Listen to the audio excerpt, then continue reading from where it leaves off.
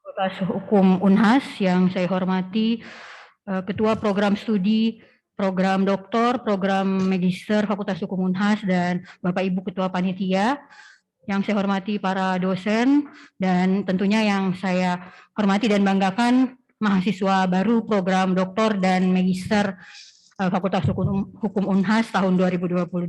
Assalamualaikum warahmatullahi wabarakatuh. Dan selamat siang. Pada sesi kali ini kita akan mendengarkan paparan tentang panduan penggunaan media pembelajaran melalui aplikasi sistem kelola pembelajaran, yaitu Sikola. Dan pada siang hari ini juga bersama saya telah hadir Bapak pemateri kita, Bapak Dr. Maskun SH LLM. Dan sebelum beliau memaparkan materinya, izinkan saya membacakan CV singkat beliau. Dr. Maskun SH LLM. Beliau menyelesaikan sarjana S1 di Fakultas Hukum Unhas tahun 1998, kemudian menyelesaikan program Master of Law in International Law di University New South Wales, Sydney di tahun 2004, dan S3 di program Doktor by Riset Pasca Sarjana Universitas Hasanuddin. Saat ini beliau juga adalah Ketua Program Studi Sarjana Ilmu Hukum Fakultas Hukum Universitas Hasanuddin. Dan selain itu aktivitas ilmiah beliau banyak terkait penelitian, pengabdian, dan penerbitan buku, dan saya melihat CV-nya ini ada 10 artikel terindeks pada tahun 2020, kemudian terindeks internasional baik itu Scopus maupun Web of Science. Kemudian di tahun 2001 ada 3 artikel yang terindeks Scopus dengan tentunya key yang tinggi, dan konsentrasi pada Pak Maskun konsentrasi pada hukum informatika dan telematika dan lingkungan. Karena saya melihat di CV beliau banyak tulisan-tulisan beliau tentang lingkungan, dan terutama tentang terakhir saya lihat ada tentang sawit, ya, masalah sawit. Dan beliau juga telah melahirkan buku, yaitu Memahami Transformasi Hukum Tidak Tertulis dan Mendapatkan Kekayaan Intelektual, Memahami Transformasi Hukum Tidak Tertulis Menuju Hukum Tertulis, Upaya Nyata Penyelamatan Mangrove di Sulawesi Selatan, kemudian Antisipasi Penyalahgunaan Media Sosial yang Berakibat pada Tindak Pidana di Kalangan Pelajar, dan kemudian korelasi kejahatan cyber dan kejahatan agresi dalam perkembangan hukum internasional. Dan untuk nanti kalau mau mengunduh semua publikasi beliau, langsung masuk ke Google Scholar, tinggal memasukkan nama beliau, nanti akan muncul semua publikasinya. Dan beliau juga sebagai reviewer jurnal. Nah, pada sesi kali ini akan dibahas tentang bagaimana penggunaan media pembelajaran melalui Sikola. Karena itu, untuk mempersingkat waktu dan tempat, saya persilakan kepada Bapak Dr. Maskun SH LLM. Ya, oke. Terima kasih banyak Bu Suci. Ya, assalamualaikum warahmatullahi wabarakatuh. Selamat siang dan salam sejahtera untuk kita semua. Tentunya pertama-tama puji syukur hanya teruntuk kepada Allah Subhanahu Wa Taala dan baginda Rasulullah SAW. Dan untuk semua yang hadir pada kesempatan yang berbahagia ini, izinkan saya akan sedikit bicara tentang panduan penggunaan Sikola atau sistem kelola pembelajaran. Dan sebelum saya memulai materi saya, izinkan saya yang terhormat, saya kira masih ada Pak AWD, Wakil Dekan Bidang Wakil Dekan Bidang Ibu Kaprodi, terus masih ada Ibu dan Sekretaris Departemen, teman-teman panitia, serta tentunya yang juga tidak saya lupakan adalah teman-teman mahasiswa S2, ya. Tadi dibilangnya program sarjana, tapi masih terbiasa jadi bilangnya masih bilang S2, S3, program magister dan program doktor. Ya, saya kira materi siang ini materi yang menurut saya sebenarnya lebih ke aspek teknis sebenarnya.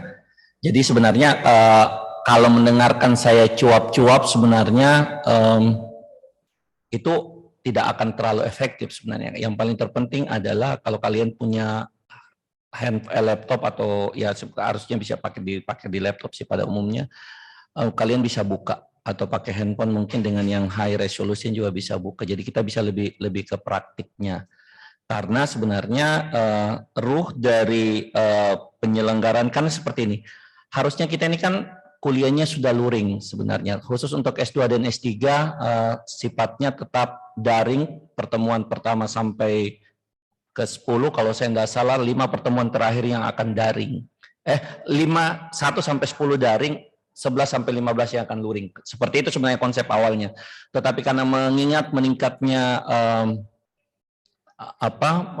Omikron lagi di Kota Makassar, maka kemudian untuk semua strata sarjana, magister dan doktor, kemudian untuk 4 minggu pertama di ini kita akan tetap melaksanakan dengan cara daring.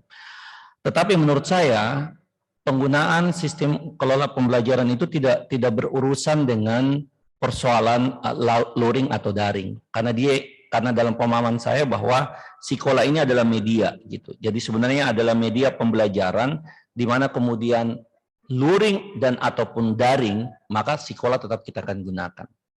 Ya, dan kita akan tetap gunakan. Jadi di situ sebenarnya ruhnya. Oleh karena itu untuk mempersingkat misalnya kalau dahulu kan proses korespondensi, proses pembelajaran kita masih jadi ada evolusi pembelajaran sebenarnya. Sebelumnya sekolah yang akan saya jelaskan yang sebagaimana yang ada di slide di hadapan Bapak Ibu semua, kita mengenal yang namanya LMS, Learning Management System. Tapi seiring dengan evolusi pembelajaran kemudian, maka akhirnya UNHAS kemudian meng-create satu program yang kita sebut dengan sistem kelola pembelajaran, di mana kemudian dosen dan mahasiswa akan diarahkan mengoptimalkan. Jadi mengoptimalkan sistem kelola pembelajaran ini yang pertama, dan kemudian seluruh fitur yang ada di dalamnya, utamanya untuk untuk mengunggah mengunggah berbagai materi kuliah, dan kemudian juga sebaliknya mahasiswa juga seperti itu untuk men-submit soal dan lain sebagainya. Ya, itu kira-kira pengantarnya, sehingga kemudian kenapa ini menjadi sangat penting sekali. Dan model sekolah yang dimiliki oleh UNHAS sebenarnya kalau kita lihat di skemanya Dikbud-Dikti sekarang sebenarnya kurang lebih hampir sama. Mereka juga punya sistem, kita juga punya sistem yang intinya semuanya sama sih kalau saya perhatikan dengan baik. Jadi saya kira ini adalah momen bagi teman-teman semua untuk belajar. Jadi kalau kita bicara tentang ini, karena ini adalah panduan bagaimana cara, saya melihatnya dari sisi praktiknya, ini kemudian ini 2022 disusun oleh di tim tentunya dekan, Ibu Dekan, Profesor Dr. Pade Pati Tinggi, penanggung jawabnya ada Wakil Dekan Bidang Akademik, kemudian ada anggotanya yang memang secara teknis yang membuatnya adalah Ibu Dian Utami. Oke, karena ini punyanya fakultas. Next. Jadi yang pertama adalah yang pertama adalah bagaimana login. Jadi kan ini karena ini aplikasi. Jadi karena ini adalah aplikasi sekolah, maka pertanyaan pertama bagaimana login. Dan karena kalian adalah generasi-generasi milenial sebenarnya yang hidup di zaman milenial, sebenarnya pekerjaan-pekerjaan seperti ini sebenarnya lebih gampang. Tidak susah sebenarnya. Apalagi kalau memang teman-teman atau Anda semua yang memiliki latar belakang S1 dan S2 di Fakultas Hukum UNHAS, karena model ini sudah lama diterapkan, khususnya di 2 tahun terakhir. Jadi kalau kalian mau login, yang pertama kita lakukan adalah login.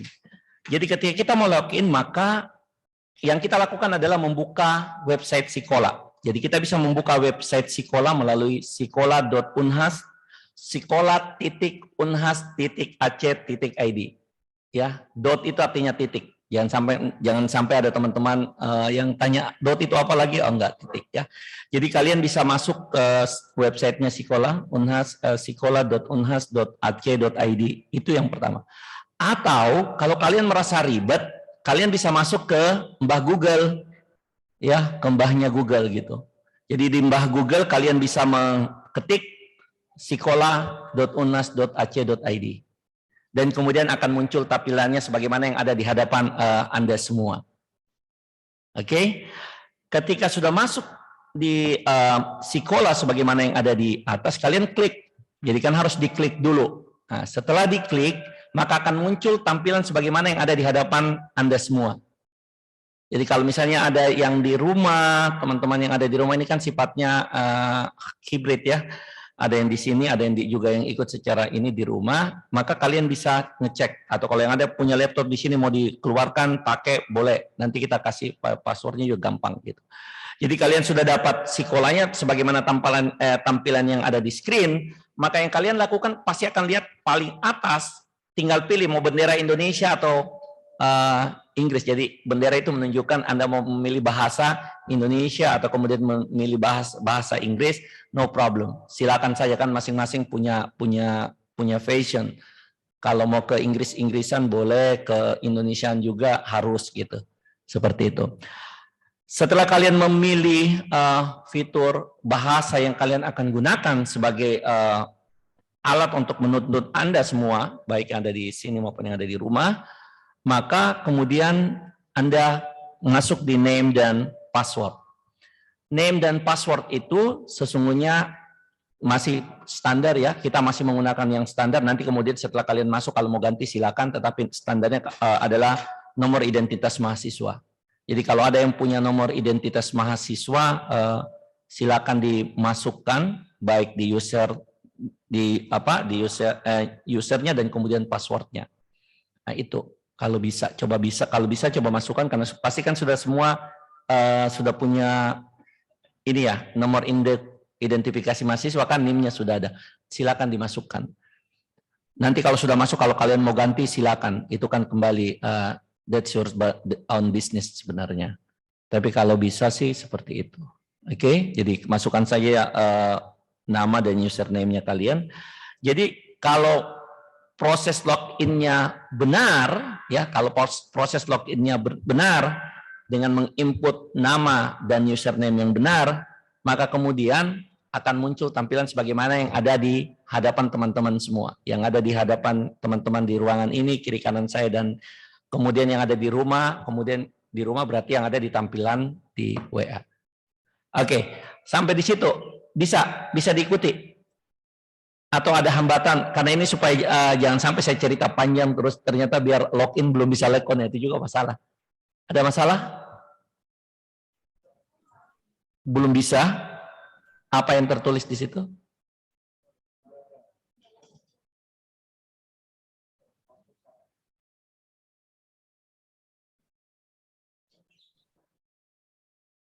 Jadi nggak bisa sama sekali. Atau Bu Suci bisa double enggak, kita kasih contoh, tetapi harus minjam username mereka supaya kita bisa identifikasi ya. Sebentar nanti dibantu oleh Bu Suci untuk kita lihat prosedurnya. Kita akan masukkan username dan password salah satu dari Anda semua. Kalau bisa juga dikirim ke teman-teman yang ada di rumah, di kolom chat juga boleh, ada di kolom chat boleh dimasukkan. Di situ juga bisa kalau mau ini, supaya kita bisa lihat, supaya bisa langsung praktiknya. Kalau memang belum bisa masuk, kita coba sementara kita pinjam username Anda. Mudah-mudahan dengan meminjam username Anda kita bisa. Ya, sebentar,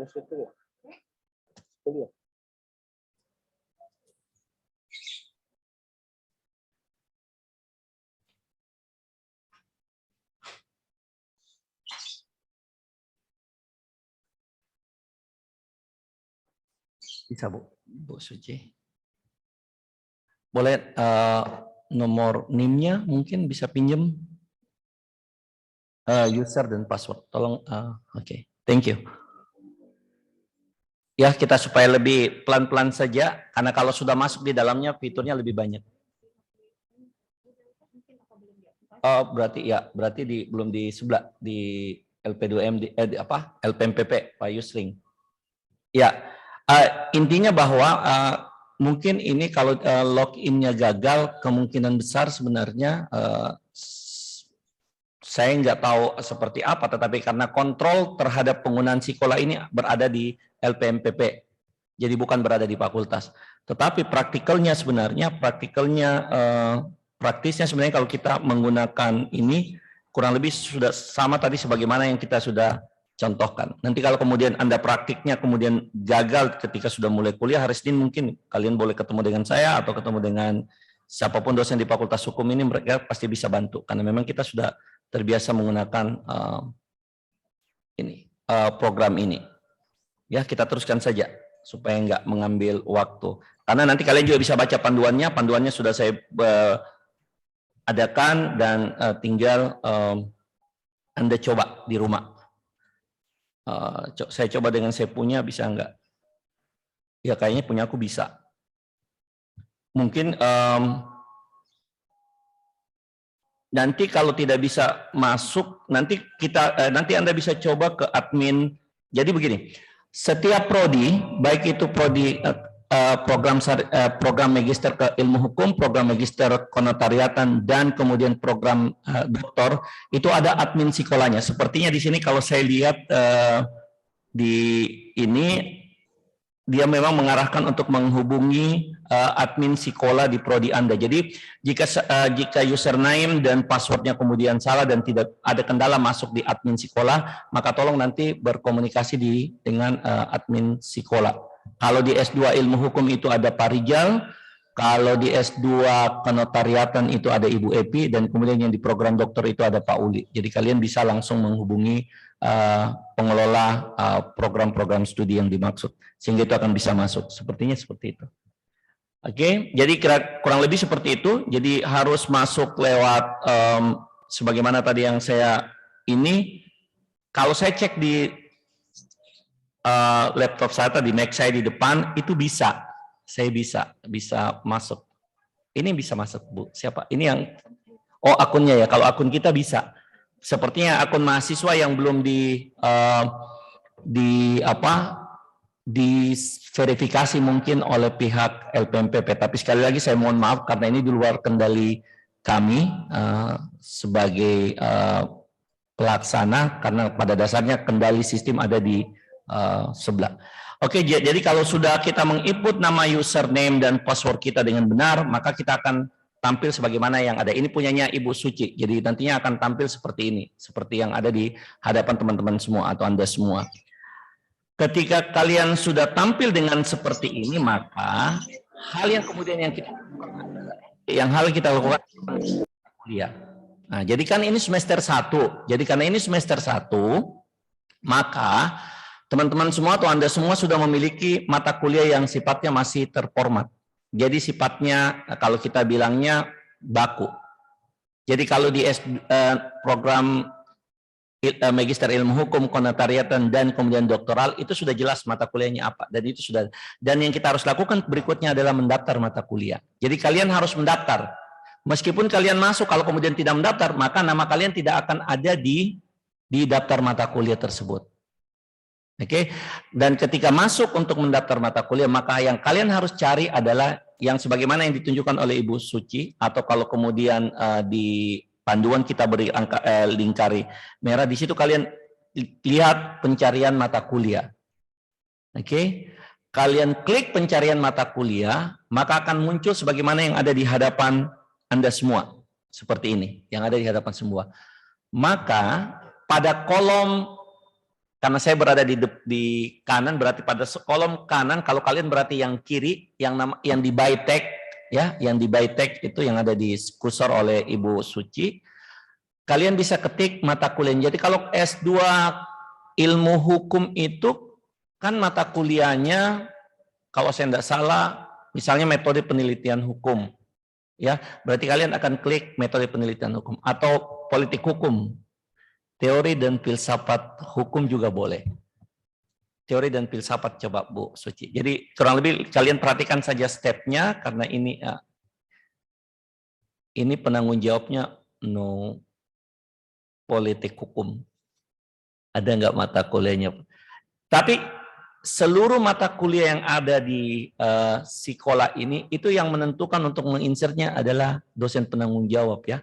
Jadi kalau dosen penanggung jawabnya dia tidak buat, ya tidak ada. Tapi kalau dia buat, ya itu ada. Seperti itu. Jadi sangat dikembalikan kepada, sepertinya nggak ada juga ya. Ada.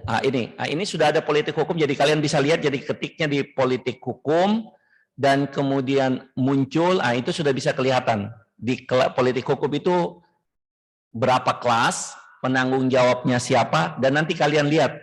Biasanya di program magister itu ada 2 kelas, biasanya ada 2 kelas. Kalau di S3 juga biasanya ada 2 kelas, tapi semester ini untuk S3 itu hanya 1 kelas. Jadi program dokter itu hanya ada 1 kelas. Berarti kalau 1 kelas lebih gampang, berarti tinggal masuk ke kelas A.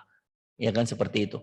Tetapi jika dia 2 kelas, maka kalian harus melihat kalian ditempatkan di kelas apa daftarnya. Nah, kalian daftar sesuai dengan kelas di mana kalian diletakkan oleh pengelola. Maka kalian klik kelasnya. Kita mungkin kasih contoh ya, ini seperti yang diklik oleh Ibu Suci, bisa diklik. Setelah kalian klik seperti itu nama mata kuliahnya, maka itu kalian harus mendaftar. Jadi kalian harus mengklik mata kuliah tersebut. Setelah diklik,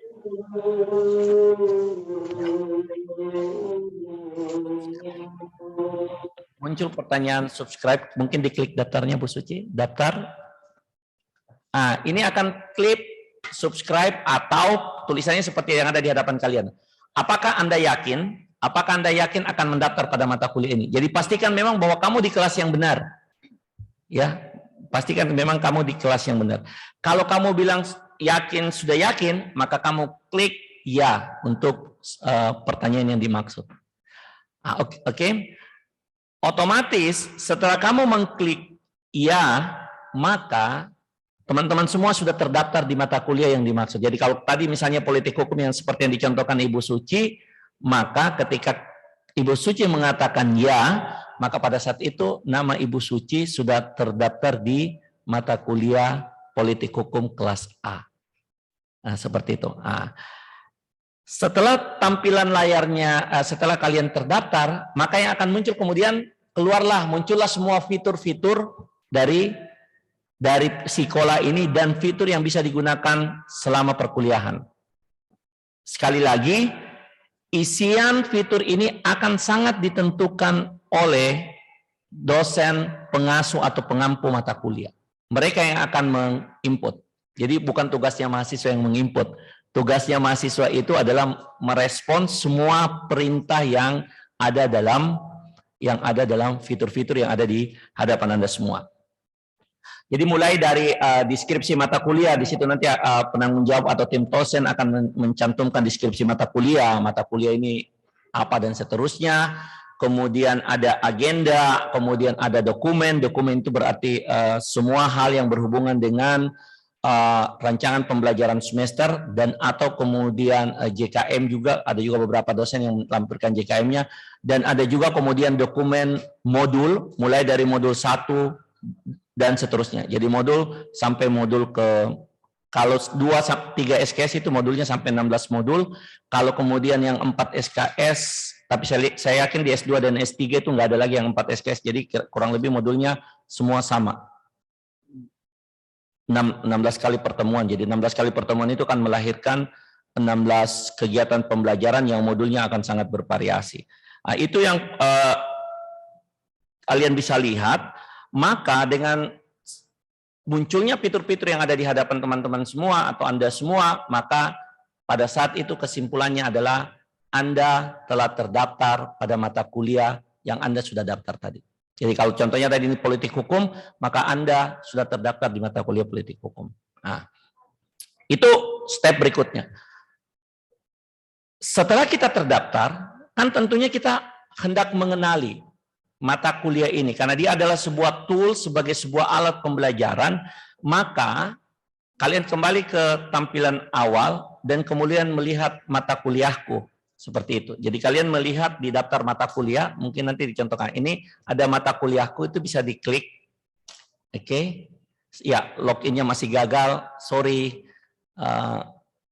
Loginnya masih gagal. Kemudian setelah kalian masuk ke mata kuliahku, contohnya ada di hadapan Anda semua, karena tadi sudah terdaftar di mata kuliah politik hukum, maka kalian akan mengklik politik hukum. Klik politik hukum. Setelah kalian mengklik politik hukum, maka akan muncul kemudian politik hukum, describe-nya ataupun deskripsi tentang politik hukumnya. Dan pada fitur yang diarahkan kursor oleh Ibu Suci, kalian klik politik hukum supaya kalian bisa mengetahui apa sih yang isi dari mata kuliah ini. Tolong diklik mungkin Bu Suci. Oke, nah itu sudah diklik. Ketika Anda sudah mengklik politik hukumnya, maka yang akan muncul seluruh yang ada di hadapan Anda semua. Oke, sebentar saya jawab kalau ada pertanyaan ya. Sebentar saya jawab kalau ada pertanyaan. Kalau sudah muncul, maka kalian bisa lihatlah fitur-fiturnya. Fitur ini sebenarnya ada beberapa yang sangat kalau saya sih lihatnya tergantung dari dosen untuk memanfaatkan fitur apa saja. Tetapi yang pokok dari fitur-fitur ini adalah kalau saya secara pribadi yang sangat penting yang adalah deskripsi mata kuliah. Saya pasti akan mencantumkan deskripsi mata kuliah yang saya ajarkan. Kenapa? Karena itu penting bagi mahasiswa untuk mengetahui mata kuliah ini apa sih yang akan diajarkan. Kalian akan banyak. Itu bisa dilihat di mata kuliah. Kemudian ada dokumen. Jadi mungkin di dokumen tadi saya sudah sampaikan sebelumnya, di dokumen itu akan berisi rancangan pembelajaran semester dan kemudian seluruh materi yang akan diperkuliahkan. Nah, ini ternyata hanya pekan 1 ya. Not good example actually, but it's okay lah untuk latihan. Jadi misalnya di pekan 1 yang diklik kita klik pekan 1, maka di pekan 1 itu Bu Suci boleh diklik yang RPS-nya. Jadi RPS-nya itu rencana pembelajaran semester. Jadi kalian tidak perlu lagi khawatir harus menggunakan fotokopi dan lain sebagainya. Kalau hanya hendak mencari rencana pembelajaran semesternya, masuk saja di mata kuliahnya dan lihat. Nah, ini saja yang kalian download. Itu bisa di-download. Jadi sudah muncul, di-download. Ya. Itu di-download sampai terakhir. Sudah akan diketahui mata kuliah ini akan belajar apa, capaian pembelajaran yang harus terpenuhinya apa, bukunya apa, buku wajibnya ya, jadi pustaka utama kalau disebutnya. Kemudian ada pustaka tambahan. Dan kemudian apa yang hendak diajarkan selama 1 semester. Oke, apa yang hendak diajarkan selama 1 semester dan apa hak dan kewajiban yang Anda harus lakukan, baik Anda maupun dosen. Jadi model RPS yang ada sekarang ini sebenarnya itu menunjukkan misalnya di angka 1 pada poin 1 di hadapan teman-teman semua, di situ mulai ditunjukkan pokok bahasan atau sub CPMK dan seterusnya, indikator penilaiannya apa, kemudian media dan yang akan digunakan pembelajarannya juga apa, tugasnya apa, dan kemudian bukunya apa. Jadi sekolah ini menurut saya, kalau ini dimaksimalkan oleh dosen, maka ini sebenarnya cara menilai yang paling baik sebenarnya. Kalau menurut saya ya, menurut saya secara pribadi. Karena kita akan jadi objektif. Jadi kita tidak mesti, kalian juga tidak mesti harus relax biasa saja gitu, enggak mesti juga harus cari muka ke dosennya dan lain sebagainya. Because kenapa ya? Karena berperilaku biasa-biasa saja gitu sebagai seorang ilmuwan gitu, sebagai seorang akademisi. Jadi transparansi dan akuntabilitasnya itu terjamin kalau menurut saya. Dan memang seperti itu sebenarnya yang diinginkan oleh, sehingga kemudian ketika kalian merasa tidak puas dengan sebuah proses pembelajaran dan kemudian kalian tidak puas dengan nilai, kalian bisa komplain. Karena ada mekanisme komplain. Nah, itu juga yang perlu kita sampaikan sebenarnya. Mekanisme komplain itu sangat jarang sekali digunakan. Bukan jarang, hampir tidak pernah digunakan oleh mahasiswa program sarjana masih mending. Tapi kalau untuk magister dan doktor, nggak ada yang pernah kalau dia dapat B+, misalnya dia komplain. Kenapa sih saya dapat B+? Apalagi kalau kita sudah menggunakan media sekolah ini. Kalau saya cara, itu di dokumen dan alur pembelajaran. Hal lain mungkin bisa back. Bu Suci Tabe. Hal lain mungkin dari sisi fitur yang sering sekali kita gunakan adalah dosen tergantung ya, bisa menggunakan pengumuman, bisa adalah tugas. Kalau menurut saya tugas itu sangat penting sekali. Yang sering sekali saja ya, kalian kan nanti cari sendiri ya, gampang. Di tugas. Kalau di S1 kita masih sering memberikan tes formatif, sering. Tapi kalau di S2 umumnya yang dilakukan adalah tugas, baik itu makalah, baik itu menulis artikel, baik itu juga bikin soal, itu biasanya kita menggunakan di tugas. Nah, ketika itu kalian temukan setelah alur pembelajaran dan seterusnya, RPS-nya juga kalian sudah lihat, maka pada menu tugas itu kemudian akan menunjukkan aktivitas apa saja yang harus kalian lakukan. Kebetulan untuk teori hukum, politik hukum ini sepertinya dosen yang bersangkutan semester kemarin tidak menggunakan fitur tugas gitu. Karena masalahnya di tim teaching itu ada 4 orang, pada umumnya 3 sampai 4 orang. Jadi sangat tergantung sebenarnya kepada masing-masing orang untuk menggunakan tugas ataupun media pembelajaran lainnya. Dan itu yang pada umumnya dilakukan. Bisa kasih, Bu Suci punya contoh yang tugas nggak, Bu? Oke. Kita lihat ya, kita contohnya bagaimana memanfaatkan tugas. Ini mungkin ini minjam mata kuliahnya Ibu Suci. Ini pengantarnya, oh ya, Prof. Zakir sih pengantarnya. Itu tugas. Di tugas itu akan kemudian muncul. Jadi karena kalian nanti sudah terdaftar, perintah tugas yang diberikan oleh dosen, kalian juga akan menjawabnya dengan mengirimkan perintah tugas tersebut. Sehingga kita kemudian akan bisa membaca, mengetahui tugas apa, deskripsi tugasnya kemudian sudah ada. Sebenarnya jadi kita sudah bisa tahu dari RPS tadi yang ada di sekolah itu kita sudah bisa tahu sebenarnya. Tugas kedua itu akan apa, tugas ketiga akan apa, dan seterusnya dan seterusnya. Makanya tadi saya kedepankan sekolah ini sangat bagus sekali untuk merujuk kepada akuntabilitas yang ada. Pada umumnya program magister dan program doktor menggunakan penugasan. Ada juga yang menggunakan tes tertulis, tapi pada umumnya mereka menggunakan penugasan. Ketika kalian diberikan tugas, tugas itu biasanya dosennya akan memberikan limitasi. Jadi ada batas waktu.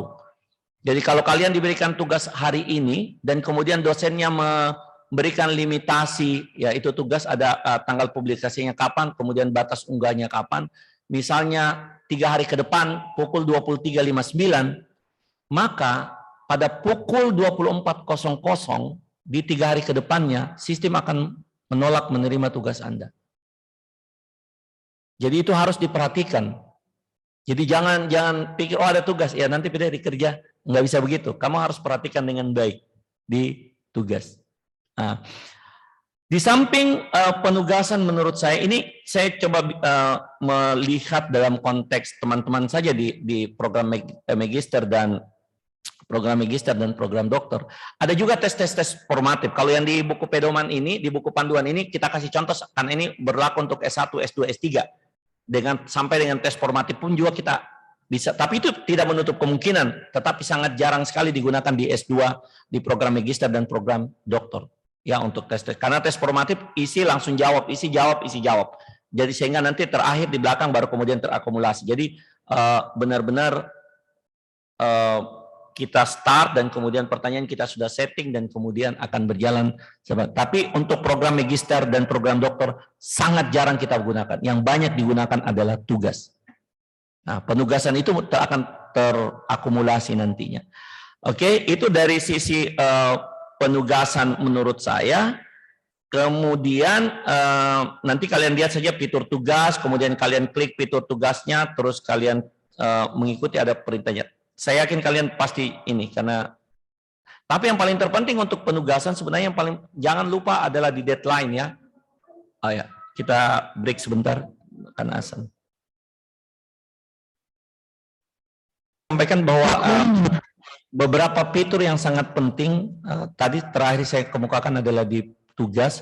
Jadi tolong Anda semua perhatikan tugas khususnya deadline-nya karena biasanya kalau kalian abaikan tidak memperhatikan dengan baik, maka tidak bisa tiba masa tiba akal. Ya, tidak bisa tiba masa tiba akal karena sistem tidak akan membuka. Karena yang bisa dibuka oleh siapa? Oleh yang mengupload. Yang mengupload tugas, berarti hanya dosen yang bersangkutan. Kalau kemudian dia merubah tanggal, boleh, bisa itu. Tetapi mahasiswa nggak bisa. Nah, jadi itu tolong perhatikan dengan baik. Dan kalau kemudian kalian sudah mengumpulkan tugas, sudah ada perintahnya dan seterusnya, nanti kalian lihat di buku panduan, gampang kok, ini paling gampang sekali. Bicaranya lebih susah sebenarnya, kalau lakukan gampang. Dan kemudian akan tertulis upload berhasil. Di samping, saya quick saja supaya kita bisa lebih banyak diskusinya, di samping tadi sudah ada deskripsi, kemudian sudah ada dokumen, kemudian sudah ada alur pembelajaran, kemudian penugasan, tugas. Salah satu yang tidak kalah pentingnya adalah menurut saya kalian bisa menggunakan fitur forum. Kalau saya biasa fitur forum. Bisa juga untuk tugas kelompok bisa pakai fitur grup, tetapi itu sangat ditentukan oleh masing-masing dosennya. Kalau di S1 banyak, kami biasa banyak menggunakan semua fitur, tapi kalau S2 kan saya pikir mungkin S2 dan S3 akan sedikit terbatas sesuai dengan dosen-dosen yang masing-masing punya pilihan lah. Di menu forum sebenarnya itu adalah media yang dihadirkan oleh sekolah. Tapi dalam konteks kalau pertanyaannya penting banget, tetapi saya jarang sekali dalam praktik saya mahasiswa akan menggunakan forum berdiskusi dengan dosennya. Mungkin juga karena dosennya tidak setiap saat membuka forumnya, gitu. Untuk menjawab pertanyaan. Jadi kalau seperti itu mungkin bisa ada diskusi sebelumnya, disepakati dengan dosennya. Kalau dosennya mau, harusnya sih mau, karena ada fitur di sekolah. Misalnya kalian tidak memahami, sebenarnya menggunakan fitur forum lebih baik. Karena itu forum ya seperti diskusi saja lah. Jadi kita mengklik fitur forum dan kemudian akan terjadi diskusi antara dosen dan mahasiswa. Contohnya seperti yang di hadapan Ibu Suci ini, ada fitur forum, kemudian akan ada diskusi tergantung di kapan kalian akan diskusi, apa yang akan didiskusikan, tinggal kemudian diberikan labelingnya atau diberikan tanda. Kalau di hadapan Anda misalnya, kalau di contoh yang diberikan Ibu Suci, karena diskusinya mau bicara tentang perancangan kontrak domestik, maka kemudian dikasih perancangan kontrak domestik. Jadi kemudian bisa dikenali dengan bagus. Itu yang diskusinya dan seterusnya, pertanyaan dari mahasiswa ke dosen, dosen akan menjawab dan seterusnya. Jadi seperti biasa, tetapi kan kita sifatnya hanya lewat tertulis saja, mungkin untuk melihat respon dan seterusnya. Dan kalau kalian lihat dengan baik fitur forum, maka itu akan sangat bagus sekali. Tetapi tadi saya sudah sampaikan ya, masih jarang digunakan oleh dosen-dosen juga dan mahasiswa. Karena mereka lebih senang apa? Lebih senang langsung WA, itu lebih gampang katanya, ketimbang menggunakan forum di dalam sekolah. Di samping fitur forum, menurut saya yang tidak kalah penting adalah fitur chat. Ya kurang lebih juga sama sih sebenarnya. Ya fitur chat, kita bisa menggunakan fitur chat dengan semua anggota. Ya kalau fitur chat sama dengan kayak seperti kita lagi WA-an seperti itu sebenarnya. Ya hanya persoalannya kalau kemudian itu kita akan membuka, kita harus masuk ke sekolah untuk melakukan chatting, dan pilihan ini juga sangat jarang juga digunakan. Jadi saya mau bilang seperti ini, bahwa dari sisi fitur, aplikasi ini luar biasa sempurnanya menurut saya. Ya, dalam konteks untuk memberikan sebuah bentuk pembelajaran yang benar, sebagaimana yang ada di kampus-kampus yang lebih duluan menggunakan teknologi seperti itu. Tetapi kalau kita di sini, saya harus bilang juga kondisinya lebih banyak tadi yang seperti yang saya sudah sampaikan di awal-awal, dokumen, alur pembelajaran, penugasan. Seperti itu kalau untuk S2 di program magister dan program dokter. Kalau S1 relatif lebih atraktif untuk mencoba menggunakan semua fitur yang ada. Saya kira mungkin itu ya pengantar saja, karena problematikanya adalah saya agak nggak ngerti, karena saya coba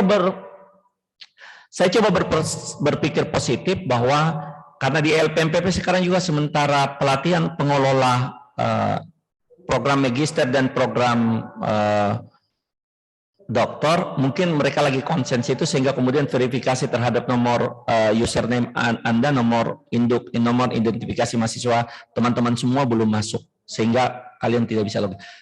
Tapi jangan khawatir, buku panduannya sudah saya siapkan, tinggal sebentar nanti di-sharing oleh panitia ke teman-teman semua. It's really easy, gampang banget. Kerjaan 10 menit, dan kalau sekolah itu kerjaan 10 menit dan. Saya kira seperti itu mungkin pengantar dari saya. Saya mohon maaf untuk ketidaknyamanan karena kemudian itu di luar kendali saya dan juga Ibu Suci sebagai pemateri dan moderator, karena kemudian kendali sekolah itu berada di LPMPP atau di tingkat universitas, bukan di fakultas. Tapi kurang lebih tahapannya sudah ada, dan kalau Anda ikuti tahapan itu dengan benar, maka saya yakin Anda akan melakukan dapat berhasil, atau kalau masih susah masih susah masuk ke sekolah, tadi saya sudah sampaikan, masing-masing prodi punya admin, silakan dihubungi adminnya. Karena kan biasanya teman-teman ada ketua kelas, silakan ketua kelas yang menghubungi admin untuk minta dibantu diverifikasi. Insya Allah itu pasti juga bisa. Saya kira itu mungkin dari saya, Ibu Suci. Terima kasih banyak untuk kesempatan yang diberikan juga, dan terima kasih banyak juga untuk semua atensi dari teman-teman semua, baik yang di ruangan ini maupun yang berada di daring, ya, berada di Zoom, dan akan lebih bagus kemudian kalau kita bisa tanya jawab, mungkin akan jauh lebih bagus karena lebih praktik. Terima kasih. Assalamualaikum warahmatullahi wabarakatuh. Selamat siang dan salam sejahtera untuk kita semua. Terima kasih. Waalaikumsalam warahmatullahi wabarakatuh. Terima kasih kepada Bapak Pemateri, Bapak Dr. Maskun SHLLM. Selanjutnya, jika ada pertanyaan, silahkan yang berada saat ini di Baruga Baharudin Lopa untuk menyampaikan, atau yang di daring ada pertanyaan terkait dari Pak Arifudin menanyakan, kemarin kami daftar belanja mata kuliah melalui aplikasi Neosia. Bedanya dengan sekolah bagaimana, Pak? Ya, terima kasih Pak Arifudin ya. Ya, Pak Arifudin, kalau Neosia itu akan mengatur memang seluruh hal yang berhubungan dengan administratif akademik Bapak dan Ibu-ibu semua di Neosia. Jadi kalau kalian mendaftar semua nanti mendaftar di Neosia, kemudian penasihat akademiknya juga akan meng-approve karena akan masuk di data dosennya juga kita akan approve. Kemudian KHS-nya Anda semua juga di Neosia, upload nilainya juga semua akan terclaim di Neosia.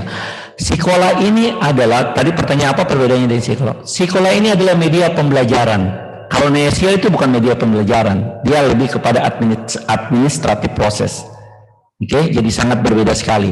Jadi yang berhubungan dengan seluruh hal administratif perkuliahan Anda, mulai dari masuk sampai nanti kalian selesai, itu akan ada di Neosia. Segala hal yang berhubungan dengan proses pembelajaran itu adanya di sekolah. Jadi makanya tadi saya bilang sangat tergantung kepada dosen pengampu mata kuliah. Kalau dosen dan pengampu mata kuliah memanfaatkan media sekolah, maka kalian akan berselancar dengan nikmat di sekolah. Kenapa? Karena seluruh materi sudah ada. Kita tinggal masuk ngajar. Khususnya untuk S2 ilmu hukum atau program magister ilmu hukum, karena minggu depan kita akan akreditasi internasional. Please doa untuk prodi Anda. Mudah-mudahan bisa terakreditasi internasional. Kita akreditasi 21, 22, 23. Saya pikir kita butuh doa kalian. Untuk yang ilmu hukum khususnya, itu akan jauh lebih dahsyat lagi. Karena semua RPS dan modul dalam 2 bahasa kemungkinan akan ada di sekolah. Oke? Yang ilmu hukum. Karena kebetulan pada saat yang bersamaan sudah ada sebelumnya, tetapi akan lebih lengkap karena kemudian kita akan akreditasi internasional ya. Jadi S2 ilmu hukum itu minggu depan tanggal 21, 22, 23 itu akan akreditasi FIBA namanya, FIBA A. Jadi akreditasi internasional. Jadi seperti itu Pak Arifudin. Jadi perbedaannya sangat jelas sekali. Neosia berhubungan dengan administratif proses perkuliahan Anda dari semenjak masuk sampai akhir kuliah, segala hal. Sementara sekolah itu adalah media pembelajaran. Jadi 2 hal yang berbeda. Seperti itu. Saya kira itu saja sih perbedaannya yang sangat mendasar. Ya. Program Magister Kenotariatan ada Anjeli menanyakan login username dan password itu sama dengan yang ada di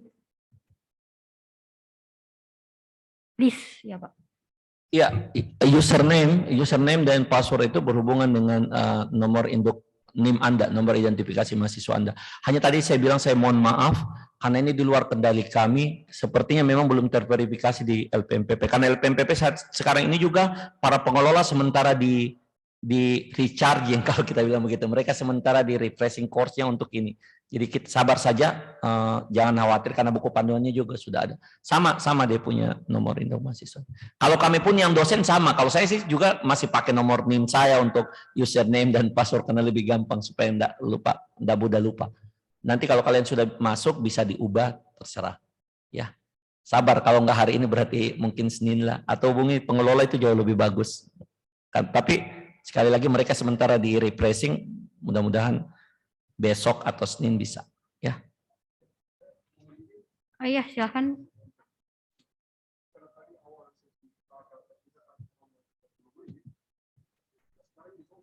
Oh iya. Baik. Ini kita akhiri, Pak. Ya, makasih banyak Pak sudah diingatkan. Saya juga seperti Bapak, saya senang sekali on time Pak. Saya juga makanya sebenarnya kalau sehari begini, saya memang hanya mengalokasikan waktu sampai hari ini hanya sampai jam 12 siang. Saya mohon maaf karena saya punya aktivitas sendiri saya jam 1 sudah harus take karena kami punya harmoni hukum dan harmoni hukum itu harus tayang tiap Selasa sehingga pengambilan take-nya juga hari ini. Saya sama seperti Bapak, sangat on time, dan saya kembalikan kepada Anda semua, tetapi untuk memenuhi kewajiban saya, buku panduan penulisannya sudah saya siapkan, sudah ada di panitia, juga tanya jawabnya bisa. Kalau kalian juga, Bapak Ibu semua masih belum mengerti, kalian bisa WA saya dengan saya free, kapanpun saya akan balas pertanyaan Anda semua. Ya. Atau kalau mau bertanya di Harmoni Hukum, boleh juga kok masuk di YouTube-nya Harmoni Hukum, kalian bisa ketemu dengan saya tiap hari. Terima kasih. Ya, baik, karena dengan terbatasnya waktu, kita sudah harus memasuki waktu sesi istirahat, sholat, dan makan siang. Kita akhiri pertemuan hari ini, dan kita ucapkan terima kasih banyak kepada Bapak Pemateri. Tadi saya sempat lupa bahwa memperkenalkan beliau teman-teman bisa semua masuk di YouTube untuk melihat ulasan beliau terkait yang aktual mengenai hukum teknologi, dan informatika, dan berbagai hal lain yang aktual. Bisa subscribe di Harmoni Hukum. Makanya Pak Dr. Maskun juga ada kegiatan yang memang sudah ini pada setiap pekan ya Pak ya, dan selalu launching, dan kami juga senang mensubscribe-nya, sudah mensubscribe. Baik, kita beri aplaus kepada pemateri kita hari ini. Terima kasih banyak Bapak Dr. Maskun SH LLM, sehat selalu Pak. Dan saya tutup, saya Suci Wahyuni, tutup materi kali ini dengan ucapan alhamdulillahirrabbilalamin, dan saya undur diri. Assalamualaikum warahmatullahi wabarakatuh, dan selamat siang.